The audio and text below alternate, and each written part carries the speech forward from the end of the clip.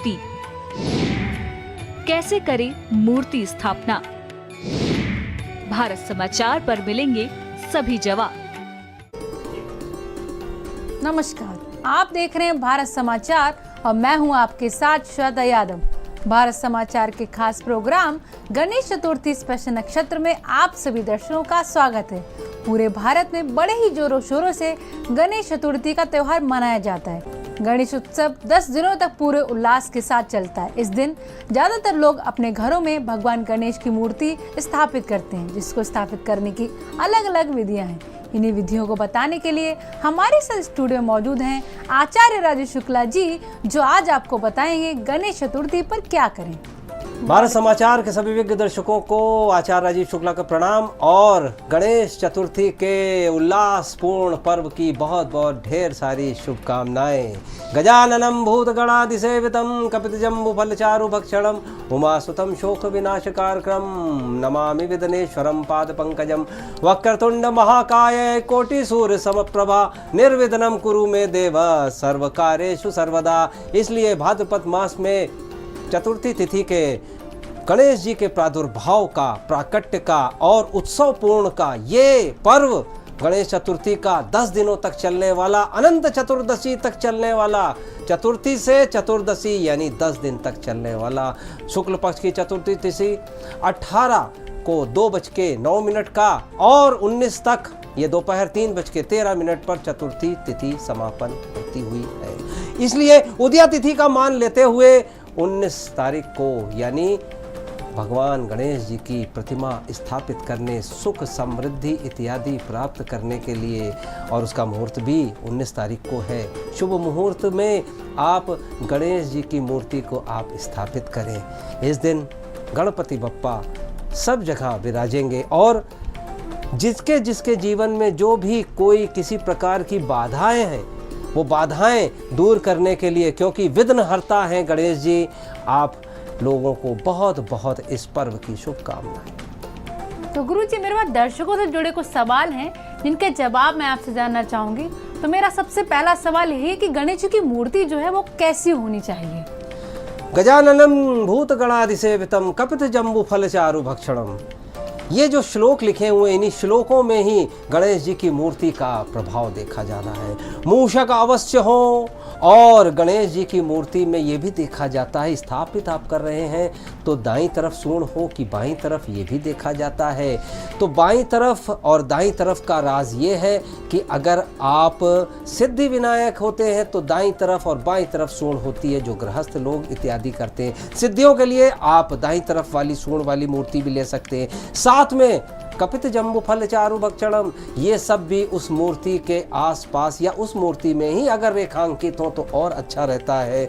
वक्रतुंड महाकाय कोटि सूर्य समप्रभा निर्विघ्नं कुरु मे देवा सर्वकार्येषु सर्वदा, यानी कोटि सूर्य समप्रभा मूर्ति ऐसी हो जो जिसकी चमक दमक देखते ही बनती हो और कहीं से किसी भी प्रकार से खंडित ना हो, ये जरूर ध्यान में रखने वाली बात है। और गणेश जी का एक दांत, एक दंतम बोलते हैं, एक दांत इनका खंडित है, तो वो मूर्ति में वो ही दिखना भी चाहिए।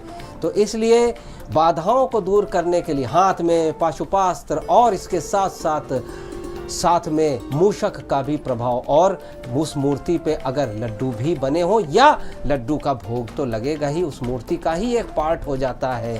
तो पूजन विधि का भी प्रभाव अगर है तो भगवान को पीले और लाल रंग के चंदन का तिलक लगाने का विधान है।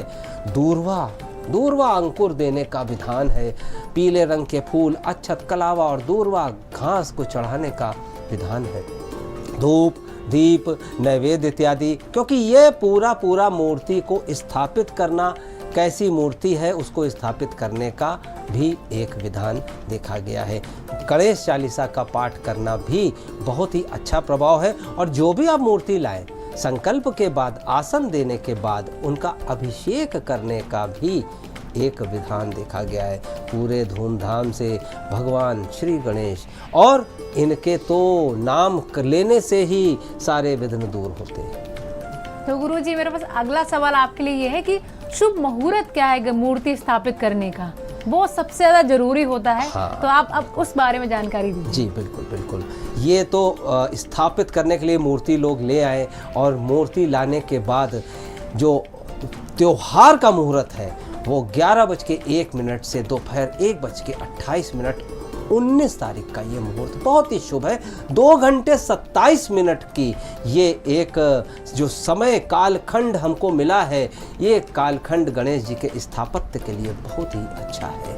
और इसी के बीच भी अभिजीत काल भी होता है, तो ये समय अभिजीत काल का है। और इनका जो विसर्जन है वो बृहस्पतिवार 28 तारीख को इसके विसर्जन का भी प्रभाव है। इसी बीच में कुछ लोग पहले भी विसर्जन कर लेते हैं, तो वो अपने दिन मुहूर्त के हिसाब से कर सकते हैं।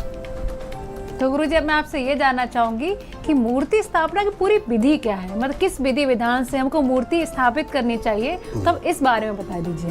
गणेश जी की मूर्ति स्थापित करना लोक कल्याण के साथ साथ अपने आप के घर का भी कल्याण इसमें होता है।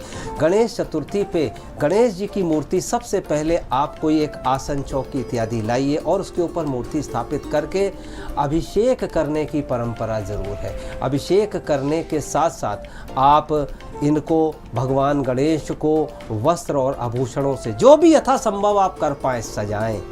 पीले और लाल रंग का इनको तिलक लगाना, क्योंकि ये बहुत ही अच्छे रंगीन और कई प्रकार के चमकीले वस्त्र ये गणेश जी को भाते हैं। धूप और दीप से गणेश जी की आरती करना भी बहुत ही उपयोगी रहता है। इससे आरती करने से आरत हरण यानी आपके कष्टों का हरण होता है। गणेश चालीसा जरूर रख लें, गणेश चालीसा का पाठ करें, सपरिवार पाठ करें। और ये स्थापित करते समय गणेश जी को दूर्वांकुर या दूर्वा की घास की गांठ जरूर अर्पित करें, क्योंकि इसके बारे में भी कथा है कि गणेश जी को एक बार जैसे कहते हैं कि ज्वर आ गया था, उनका पेट इत्यादि काम नहीं सही कर रहा था, तो उन्होंने दूर्वा का उपयोग किया। इस तरह की बहुत सारी कहानियाँ हैं। तो ये सारे प्रसाद इत्यादि नैवेद्य इत्यादि चढ़ा के स्थापित करें। तो आज आपने जाने गणेश उत्सव से जुड़ी खास बातें, और ज़्यादा जानकारी के लिए आप गुरुजी को कांटेक्ट भी कर सकते हैं 8004036524 पर।